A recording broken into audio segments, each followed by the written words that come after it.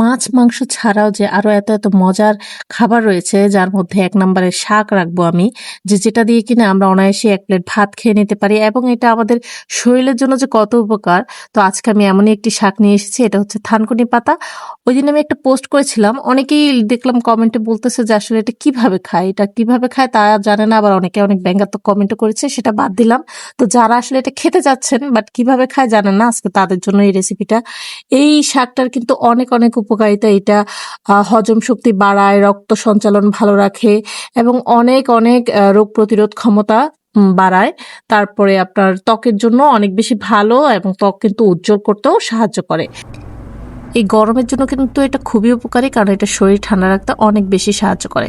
তো কথা না বাড়িয়ে শুরু করছি রেসিপি। তো এখানে এরকম করে আপনারা বাজারে শাকগুলো কিনতে পাবেন। এখানে ২৫০ গ্রাম শাক আছে।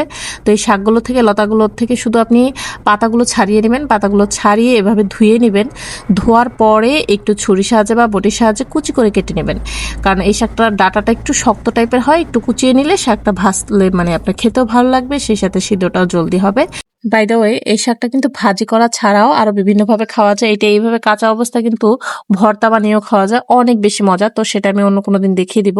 তো পাতাগুলো এভাবে কুচি করে নেওয়ার পরে আমি এখানে একটি আলু কুচি করে নিয়েছি। আলু দিয়ে পাতাটা ভাজি করলে সবচেয়ে বেশি মজা লাগে, তাই আমি এই রেসিপিটা আজকে দেখাচ্ছি। নিয়ে নিচ্ছি বড় সাইজের একটি পেঁয়াজ কুচি। কড়াইতে দিয়ে দিলাম তেল এবং তেলের সাথে পেঁয়াজটাকে ভেজে নেব। সেই সাথে দিয়ে দিয়েছি শুকনো মরিচ। শুকনো মরিচটা অবশ্যই দিবেন, কাঁচা মরিচের চেয়ে এই শাকের সাথে শুকনো মরিচটাই খেতে বেশি ভালো লাগে। তো পেঁয়াজটা ভাজা হয়ে গেলে আমি দিয়ে দিলাম আলুটা। আলুটা প্রথমে একটু ভেজে নিব, কারণ আলুটা ভাজতে একটু সময় লাগে, শাকটা কিন্তু অনেক জলদি হয়ে যায়। আলুটা ৫ মিনিটের মতো ভেজে এরপর আমি শাকগুলা দিয়ে দিলাম। তো শাকগুলো একসাথে নিয়ে এবার নেড়ে চেড়ে ভেজে নেব। স্বাদ মতো লবণ দিয়ে দিব। আর কিচ্ছুই কিন্তু লাগবে না। এই শাকটা ভাজতে না লাগে পানি, না লাগে আর কোনো উপকরণ। তো এত সহজ একটা রান্না, এত সহজ, মানে কি বলবো, এইটা দিয়ে যে এত ভাত খাওয়া যায় আপনারা একবার খেলে কিন্তু বুঝতে পারবেন। এই শাকটা সবচেয়ে ভালো লাগার বিষয়টা হচ্ছে এটা ঘ্রাণ। এটা ঘ্রাণটা যারা খেয়েছেন তারাই জানেন। আমি জানি অনেকেই এই শাকটা পছন্দ করে শুধুমাত্র ঘ্রাণের জন্য। আর উপকারী দিকগুলো তো আছেই। তো এভাবে অবশ্যই বাসায় একবার ট্রাই করবেন। জাস্ট ৫ মিনিট ঢাকনা দিয়ে ঢেকে রাখার পরেই আপনি যখন শাকটা নাড়াচাড়া দিবেন, দেখবেন একদম শাকটা হয়ে গেছে। অন্যান্য সব শাকের মতোই আহামরি কোনো রেসিপি না, কিন্তু অনেকেই জানে না আসলে শাকটা যে কিভাবে খায়, তাই আমি আজকে দেখিয়ে দিলাম। তো গরম ভাতের সাথে অবশ্যই খাবেন, কারণ গরম ভাতের সাথেই শাকটা বেশি ভালো লাগে।